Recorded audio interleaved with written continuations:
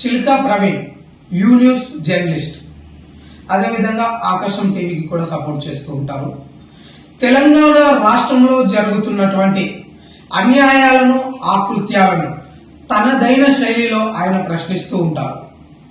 గతంలో BRS party పాలన కావచ్చు, ప్రస్తుతం కాంగ్రెస్ కావచ్చు, ఏదైనా సరే తానొక విలేకరిగా, జర్నలిస్టుగా తన వృత్తి ధర్మం ప్రకారం ప్రజా సమస్యల మీద ప్రశ్నించడం ఆయన హక్కు. అటువంటి జర్నలిస్టు మీద నిన్న దాదాపుగా 10 మంది గూండాలు, ఆ గూండాలు ఎవరనేది కూడా గుంపు మేస్త్రికి సంబంధించినటువంటి మనుషులే అని అందరికీ తెలుసు. ఈ దాడిని మేమైతే B9 న్యూస్ ఛానల్ నుంచి ఖండిస్తున్నాం. ఇది అత్యంత హేయమైన చర్య. ఇది గుంపు మేస్త్రికి సిగ్గుచేటు. ప్రశ్నిస్తే దాడులు చేస్తారా? ఇదెక్కడి న్యాయం? అంటే గతంలో బీఆర్ఎస్ పార్టీ పాలన మీద కూడా ప్రశ్నించడం జరిగింది. అలా బీఆర్ఎస్ ని ప్రశ్నించే వాళ్ళనేమో నెత్తిన పెట్టుకొని పూజిస్తారా? మరి కాంగ్రెస్ పార్టీ పాలనను ప్రశ్నిస్తే వాళ్ళ అవినీతిని బయటకు తీసుకువస్తే దాడులు చేస్తారా? ఇది చాలా సిగ్గుచేటు. ప్రశ్నించే జర్నలిస్టుల మీద దాడులు చేసి వారి గొంతులు నొక్కే ప్రయత్నం చేస్తున్నారు. నిజంగా ముమ్మాటికి ప్రశ్నించే జర్నలిస్టుల గొంతులు నొక్కడమే కాదు, చంపే ప్రయత్నాలు కూడా చేస్తున్నారు అనడానికి ఉదాహరణ నిన్న చిల్కా ప్రవీణ్ మీద జరిగినటువంటి దాడి అందుకు ఉదాహరణ అని మనం చెప్పవచ్చు. తెలంగాణ రాష్ట్రంలో మరి ఆనాడు బీఆర్ఎస్ పార్టీ తర్వాత గడీల పాలనను బద్దలు కొట్టి కాంగ్రెస్ పార్టీకి అధికారం ఎందుకు ఇచ్చారు? అప్పుడు జరిగినటువంటి హేయమైన చర్యలు, అభివృద్ధి జరగలేదనే కదా కాంగ్రెస్ కి పట్టం కట్టింది. మరి అంతకంటే దారుణమైనటువంటి చర్యలు నేడు రాష్ట్రంలో నెలకొని ఉన్నాయి. కాకపోతే ఇటువంటి దాడుల వల్ల ఎవరు ముందుకు రావడం లేదు. కొద్దో గొప్ప కొంతమంది జర్నలిస్టులు అయితే గుంపు మేస్త్రి పాలనను కూడా ప్రశ్నిస్తున్నారు. అటువంటి వారి మీద ఇటువంటి దాడులు చేసి గొంతు నొక్కే ప్రయత్నం చేస్తున్నారు, నోరు నొక్కే ప్రయత్నం చేస్తున్నారు. బిడా, ఒకటి గుర్తుపెట్టుకోండి, మీ దాడులకు ఎవరు భయపడే ప్రసక్తి లేదు. జర్నలిజం లేకి వచ్చే ముందే కొందరు ప్రాణాలను కూడా లెక్క చేయకుండా కొంతమంది జర్నలిస్టులు ఉంటారు. అటువంటి వాళ్ళ మీద మీరు ఇటువంటి దాడులకు ఎన్నింటికి పాల్పడినా కూడా మీరేం చేయలేరు. చివరికి మేము ఛానల్ నుంచి మీరు తొలగించే ప్రయత్నాలు చేసినా, ఏం చేసినా సరే ప్రశ్నిస్తూనే ఉంటాం. ప్రశ్నించే జర్నలిస్టుల మీదే అక్రమ కేసులు పెడతారు, దాడులు చేస్తారు, బ్లేమ్ చేసే ప్రయత్నాలు చేస్తారు. మీరు ఎన్నైనా చేసుకుని వాస్తవం ఏమనేది, ప్రజల తరఫున పోరాటం చేస్తున్నది ఎవరనేది ప్రజలందరికీ బాగా తెలుసు.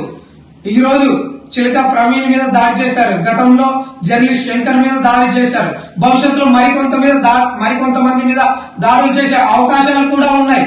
ఎంతమంది మీద మీరు దాడులు చేసినా, మరేం చేసినా కూడా ప్రశ్నించే గొంతుకలు మాత్రం ప్రశ్నించడం మానదు. మీరు ఇటువంటి దాడులు చేసినంత మాత్రాన భయపడి వెనక్కి తగ్గే ప్రసక్తే ఉండదు. ఇంకా భవిష్యత్తులో ముందుకు ఇంకా వెళ్లే అవకాశాలు కూడా ఉన్నాయి. తప్పకుండా చిలకా ప్రవీణ్ మీద జరిగినటువంటి దాడిని మేము ఖండిస్తున్నాం.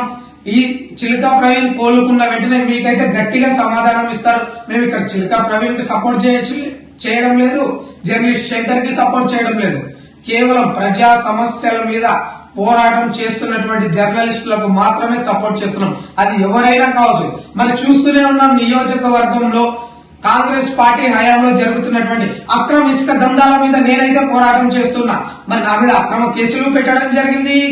నాయకులు, అధికారం పార్టీలో ఉన్నటువంటి వారు పోలీసులకి మరియు కాంగ్రెస్ పార్టీకి మధ్యలో ఉన్నటువంటి బ్రోకర్లు వాళ్ళ అవినీతి సొమ్ము కోసం ఎన్ని మెతుకులకు ఆశపడే కుక్కలు ఈ బ్రోకర్లు. ఈ కుక్కలు కూడా మా మీద అయితే దాడులు చేసే ప్రయత్నాలు కూడా చేస్తున్నారు. అయినా కూడా వాస్తవాలను అయితే ప్రజల ముందుకు తీసుకొస్తున్నాం. మరి నియోజకవర్గంలో మనం చూసినట్లయితే గత కొంతకాలంగా నేనైతే అక్రమ ఇసుక దందాల మీద పోరాటం చేస్తూనే ఉన్నాను. మరి నిన్న మనం వార్తల్లో చూసినట్లయితే అక్రమ ఇసుక దందాలకు సపోర్ట్ చేసినటువంటి పోలీసులను అయితే సస్పెండ్ చేశారంటున్నారు. కానీ మా నియోజకవర్గంలో అక్రమ ఇసుక దందాలను ప్రోత్సహిస్తున్నటువంటి పోలీసులు ఇంకా కాళ్ళ ఎగరేసుకొని మరీ తిరుగుతున్నారు. మరి వీళ్ళ మీద ఎందుకు ఉన్నతాధికారులు యాక్షన్ తీసుకోవడం లేదు? అధికార పార్టీ అండదండలు ఉండడం వల్లనే ఈ ఎస్ఐల మీద యాక్షన్ తీసుకోవడం లేదా? ఆధారాలతో సహా అక్రమ ఇసుక నిల్వలను మీ ముందుకు తెస్తున్నాం, అక్రమ ఇసుక రవాణా వాహనాలను కూడా మీ ముందుకు తీసుకొస్తున్నాం. పెట్రోలింగ్ వ్యవస్థ విఫలమైందని, ఎస్ఐ అధికార దుర్వినియోగానికి పాల్పడుతున్నాడని అంతా తీసుకొస్తున్నా కూడా మళ్ళీ ఉన్నత అధికారులు ఎందుకు స్పందించడం లేదు? వారికి వాటాలు వెళ్తున్నందుక, లేదా అధికార పార్టీలో ఉన్నటువంటి నాయకులకు వాటాలు వెళ్తున్నందుక, లేదా ఈ ఇద్దరికి ఉన్నటువంటి ఇసుక బ్రోకర్లు, ఎస్ వాస్తవానికి ఇక్కడ చాలా మంది బ్రోకర్లు ఉన్నారు. మండల కేంద్రమైన రాజులో ఉన్నటువంటి బ్రోకర్ తన అవినీతి కోసం, అక్రమార్జన కోసం సిగ్గు శరం అన్ని వదిలి ఇసుక మాఫియా విధించి ఎంగిలి మెతుకులకు ఆశపడి సహజ వనరులను కొల్లగొడుతున్నటువంటి వారికి సపోర్ట్ చేస్తున్నారు. ఇటువంటి వాళ్ళని ప్రశ్నిస్తే భవిష్యత్తులో మా మీద కూడా దాడులు జరిగే అవకాశం ఉంది. నిన్న ఒక జర్నలిస్ట్ శంకర్ కావచ్చు, నేడు చిల్క ప్రవీణ్ కావచ్చు, రేపు ఇంకెవరైనా కావచ్చు, ఇటువంటి అక్రమాలకు పాల్పడుతున్న వాళ్ళ మీద ప్రశ్నిస్తే దాడులు చేస్తూనే ఉంటారు. వీటికి భయపడతామనుకుంటే నెవర్ గివ్ అప్. ఇంకా మీరు దాడులు చేసినా కూడా, కాలు విరిచినా కూడా పాక్కుంటూ వచ్చి మరి మా జర్నలిజాన్ని అవినీతి అక్రమాలను బయట పెడుతూనే ఉంటాం. తెలంగాణ రాష్ట్రంలోని ప్రజలందరికీ మేము చెబుతున్నది ఒకటే, తెలంగాణ రాష్ట్రం ఆవిర్భవించిన తర్వాత జరిగినటువంటి పాలన చూసాం. మన అభివృద్ధి కోసం పాలన మార్చుకోవడం చూసాం. ప్రభుత్వం మారినా కూడా ఏముంది గర్వకారణం అనే విధంగా తెలంగాణ రాష్ట్రంలో అదే దుస్థితి నెలకొని ఉంది. ఇంకా ఇప్పుడు చాలా దుర్భరమైనటువంటి పరిస్థితుల్లో ప్రజలు ఉన్నారు. ఇప్పటి వరకు గ్రామ పంచాయతీలకు నిధులు లేవు. అదే విధంగా హైడ్రా పేరుతో జరుగుతున్నటువంటి అరాచకాలను కూడా మనం చూస్తున్నాం. ఉన్నోడికి ఒక న్యాయం, లేనోడికి ఒక న్యాయం. ఉన్నోడు కోర్టుకు వెళ్లి నోటీసులు తెచ్చుకుంటే లేనోడు కనీసం సామాను ఖాళీ చేసే పరిస్థితి కూడా లేదు. కాబట్టి ఇటువంటి అరాచకాలను, అక్రమాలను ప్రశ్నించే వారి మీద దాడులు చేస్తున్నటువంటి సమయంలో ప్రజలు కూడా ముందుకు వచ్చి మద్దతు తెలపాల్సినటువంటి బాధ్యత అయితే నెలకొని ఉంది.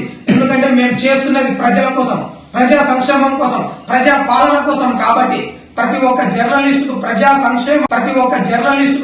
సంక్షేమం కోసం, ప్రజా సమస్యల మీద పోరాటం చేస్తున్నటువంటి వారికి ఖచ్చితంగా తెలంగాణ రాష్ట్ర ప్రజలు మద్దతుగా నిలుస్తారని కోరుతున్నారు. చిల్కా ప్రవీణ్ మీద దాడి చేసినటువంటి దుండగులను ఖచ్చితంగా ఈ అధికార యంత్రాంగం గుర్తించి తప్పకుండా శిక్షలు పడాలని అయితే కోరుతున్నాం. ఎందుకంటే శిక్షలు పడే అవకాశం లేదని కూడా మాకు కూడా తెలుసు. ఎందుకంటే అధికార పార్టీ నాయకులు చేయించిన దాడులు ఇవి. వారి నాయకులను కాపాడుకోవడానికి, ఆ దాడి చేసిన దుండగులను కాపాడుకోవడానికి ఎన్నో ప్రయత్నాలు అయితే చేస్తారు. అయినా కూడా ప్రశ్నించే గొంతగా ప్రశ్నించక మానదు. ఇటువంటి దాడులు భవిష్యత్తులో మరిన్ని జరిగినా కూడా ఇంకా వాస్తవాలను ప్రజల ముందుకు తీసుకొచ్చే ప్రయత్నం చేస్తాం.